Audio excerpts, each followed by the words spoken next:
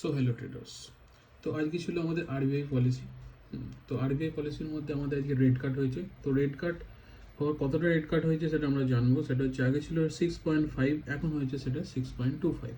এবার রেট কাট যখনই হয় কিছু কিছু সেক্টর থাকে যে সেক্টরগুলো ভালো ভালো পারফরমেন্স করতে পারে। তার মধ্যে সেক্টর আমি কথা লিখেছি, সেটা হচ্ছে তোমার ব্যাঙ্কিং সেক্টর, ফাইন্যান্স সেক্টর, আর হচ্ছে এনবিএফসি সেক্টর, আর হচ্ছে অটো সেক্টর, আর কনজিউমার ডিউরেবল সেক্টর। ঠিক আছে, এবার আমাদের প্রশ্ন থাকবে যে আমরা এদের কী করে ট্র্যাক করবো, কী করে খুঁজবো। সিম্পল ব্যাপার, তোমরা চলে যাবে স্ক্রিনারে।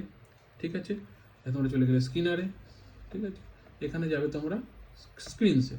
তো স্ক্রিনসে গিয়ে তোমরা দেখবে যে এখানে অনেক সেক্টর আছে। ঠিক আছে, সাধারণ এক্সাম্পল দিচ্ছি, তোমরা ব্যাঙ্কিং সেক্টরকে ট্র্যাক করে সঙ্গে সঙ্গে ব্যাঙ্কিং সেক্টরে চলে যাবে।